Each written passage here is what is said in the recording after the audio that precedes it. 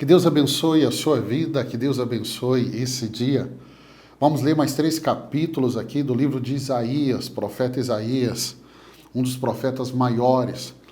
Capítulo 52, 53 e o capítulo 54. O capítulo 52 de Isaías fala sobre a queda de Jerusalém. Qual que é o objetivo do capítulo 52? É anunciar a libertação de Jerusalém e a vinda do reino de Deus. E aí, olha como é o 52. 52 ele começa com uma chamada a Jerusalém para despertar e vestir suas roupas de força e beleza para a cidade, pois a cidade será libertada da escravidão. Olha como é que diz. Capítulo 52 de Isaías. Olha eu aqui, eu estava no capítulo 52 de Jeremias. Por isso que eu falei sobre a queda de Isaías. Isso que dá gravação é assim mesmo, vamos porque estava em Jeremias. Vou só voltar para Isaías. Estou querendo chegar em Jeremias rápido. Então vamos lá. Capítulo 52. Isaías diz assim: Desperta, desperta, ó Sião. Vista-se de força, vista suas roupas de esplendor, ó Jerusalém, cidade santa. Os incircuncisos e os impuros não tornarão a entrar por suas portas. Então o que nós vemos aqui? Jerusalém, ela é chamada para despertar e vestir suas roupas de força e beleza. E aí, o verso 3 até o verso 6, Deus, ele promete que seu povo não será mais oprimido e que ele trará de volta os exilados. Deixa eu ler para você, verso 3. Pois assim diz o Senhor, vocês foram vendidos por nada e sem dinheiro vocês serão resgatados. Pois assim diz o soberano Senhor, no início o meu povo desceu para morar no Egito. Ultimamente Assírio tem oprimido. E agora, o que tenho aqui, pergunta o Senhor, pois o meu povo foi levado por nada, e aqueles que o dominam zombam, diz o Senhor. E constantemente, o dia inteiro, meu nome é blasfemado. Aí olha o verso 6. Por isso, o meu povo conhecerá o meu nome. Naquele dia, eles saberão que eu sou o que o previ. Sim, sou eu. Então, isso é muito interessante, por quê? Porque Deus promete que o seu povo não será mais oprimido, que Deus vai trazer de volta. E Deus aqui no verso 6, ele já vai nos mostrar isso. Olha, eu previ, eu disse, eu falei, eu prometi. E ele disse assim, sim, eu farei, porque sou eu o Senhor. O verso 7 até o verso 10, o profeta exalta a beleza daqueles que anunciam boas novas, proclamando a paz e a salvação e declarando que Deus reina. Quando a gente chega aqui no verso 10, essa declaração eu acho ela muito importante de trazer aqui ao seu coração, verso 10. Olha, o Senhor Deus nos dará seu santo braço, à vista de todas as nações, e todos os confins da terra virão a salvação de nosso Deus. Ou seja, ele é o Senhor que reina, não só sobre a nação de Israel, mas sobre o mundo. Os versos seguintes, e aí vai até o final do capítulo, até o verso 15, é como se fosse a segunda parte do capítulo, essa parte final, porque aqui ele apresenta a exaltação do Senhor, né? No caso aqui, do servo sofredor, que será uma pessoa, humano, mas trará a salvação de muitas nações. Deixa eu te explicar isso, porque esse termo, servo do Senhor ou servo sofredor, ele é um termo cristológico, que ele aponta para a pessoa de Jesus Cristo. Eu gosto muito desse termo, servo sofredor, porque ele diz assim, vejam, o meu servo agirá com sabedoria, será engrandecido, elevado e muitíssimo exaltado. Assim como houve muitos que ficaram pasmados diante dele, sua aparência estava tão desfigurada que ele se tornou irreconhecível como homem, não parecia um ser humano. De igual modo, ele aspergirá muitas nações.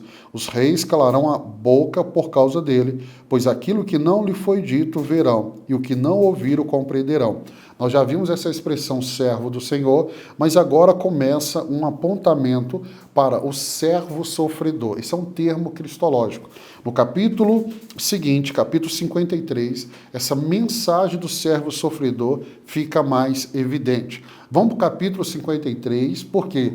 Porque aqui ele descreve o sofrimento e a morte de Jesus Cristo, do servo do Senhor. Por isso esse termo, servo sofredor. Olha que ele começa dizendo, quem creu em nossa mensagem e a quem foi revelado o braço do Senhor, ele cresceu diante dele como um broto terre, como a raiz saída de uma terra seca. Ele não tinha qualquer beleza ou majestade que nos atraísse. Nada havia em sua aparência para que o desejássemos.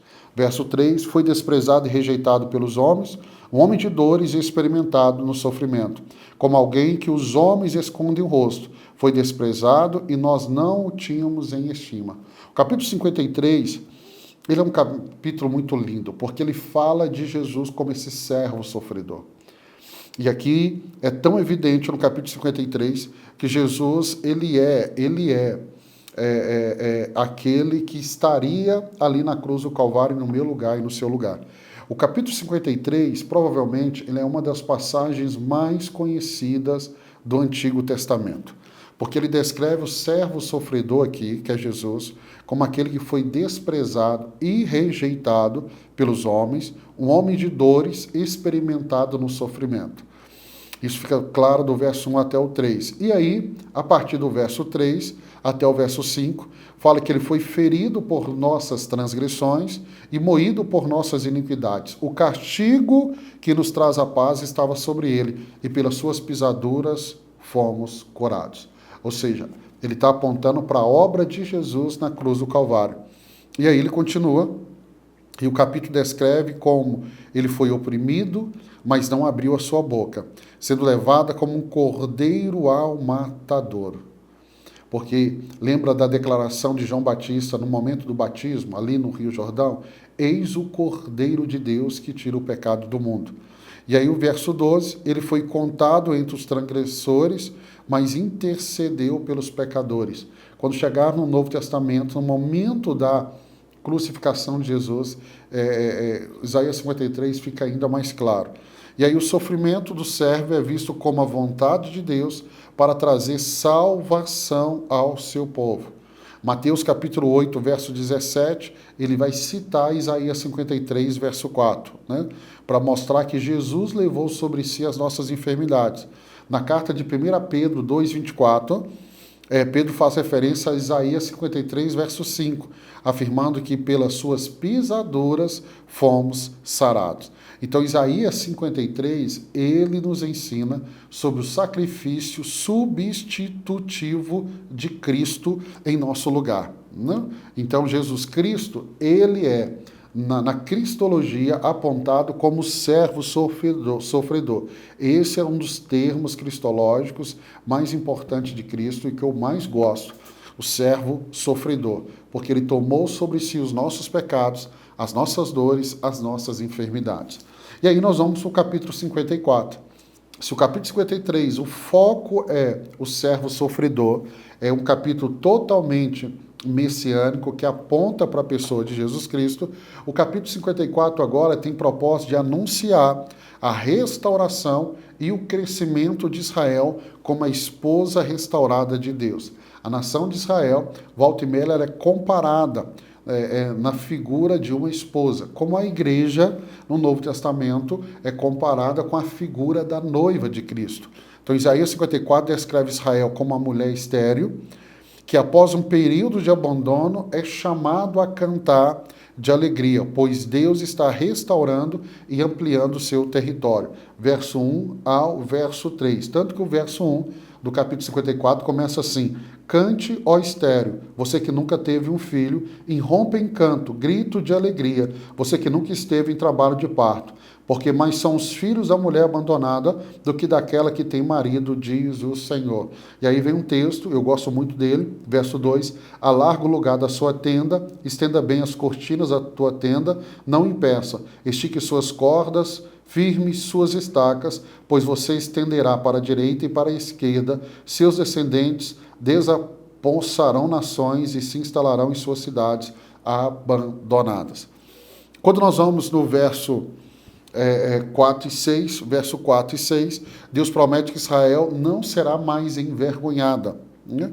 Do verso 7 até o verso 10, apesar da ira momentânea de Deus com a nação, por causa do pecado, principalmente o pecado da idolatria, ele promete restaurar a sua aliança e paz com Israel, comparando ao pacto feito com Noé. E aí você vai ver que uma das características do pacto que Deus fez com Noé é que esse pacto nunca seria quebrado. Tanto que o sinal que Deus deu a Noé, ele permanece nos céus até hoje, que é o arco-íris. O capítulo ele vai terminar, o capítulo 54, com a promessa de proteção divina, onde todas as armas forjadas contra Israel serão derrotadas, e os servos do Senhor receberão justiça dele, do próprio Deus. O verso 17, para mim, é o versículo-chave do capítulo 54, que diz assim: toda ferramenta preparada contra ti não prosperará, e toda língua que se levantar contra ti em juízo, tu a condenarás. Esta é a herança dos servos do Senhor e a sua justiça que de mim procede, diz o Senhor. Então, se você pode tomar posse de um texto aqui no capítulo 54, tome posse do versículo 17, aqui do capítulo 54. Não? Então, Romanos 8,31, Paulo vai dizer, se Deus é por nós, quem será contra nós? Então, essa segurança que o verso 17 traz ao nosso coração, Paulo fala dele com tanta clareza em Romanos 8,31. Apocalipse capítulo 21, verso 2, ele descreve a nova Jerusalém, é descrita como a noiva adornada para o seu marido, refletindo essa imagem dessa esposa restaurada em Isaías 54. Então a Bíblia trabalha muito com figura de linguagem, por isso a dificuldade para alguns de entendê-la. Quero abençoar a sua vida. Nós terminamos hoje mais 3 capítulos. Amanhã, se Deus permitir, eu estarei aqui junto com você para lermos o capítulo 55, 56 e o capítulo 57. Deus abençoe sua vida. Até amanhã, se Deus permitir.